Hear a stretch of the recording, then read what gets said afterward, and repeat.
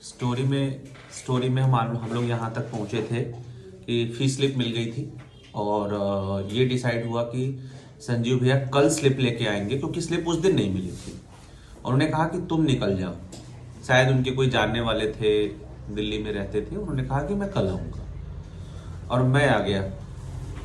अच्छा, एक बच्चा है ना, जैसे कि कभी एडमिशन खुद से नहीं कराया तो उसको नहीं पता कि यार फीस स्लिप का मतलब एडमिशन हो जाता है, मतलब फीस जमा हो जाएगी तो एडमिशन हो जाएगा।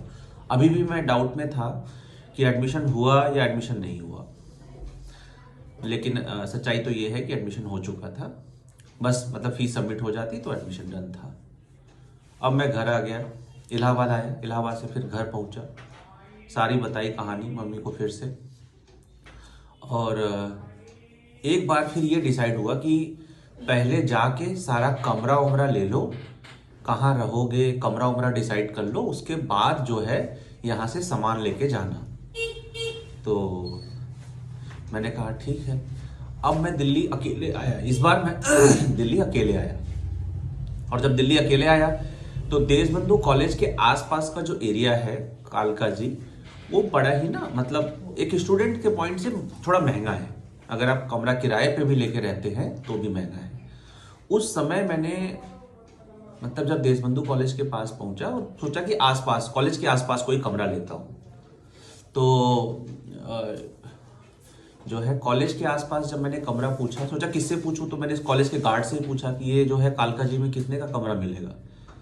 तो उसने बोला कि 7-8 हज़ार रुपये में एक कमरे का सेट मिल जाएगा। अब आपको मैं पहले वीडियो में बता चुका हूँ कि मुझे घर से ये कहा गया था कि 3-4 हज़ार रुपया जो है हम लोग अफोर्ड कर लेंगे, ठीक है। तो अब मेरी जो है, मैं ये सोच रहा हूँ, एक और मैंने एडमिशन भी ले लिया, एक और जो है अब ये अफोर्ड करने के बस का नहीं है। अब सोचा किससे पूछा जाए यार। फिर अचानक से ही मेरे दिमाग में ये बात चली कि यार ये रिक्शे वाले, ये मजदूर, ये भी तो कहीं रहते होंगे।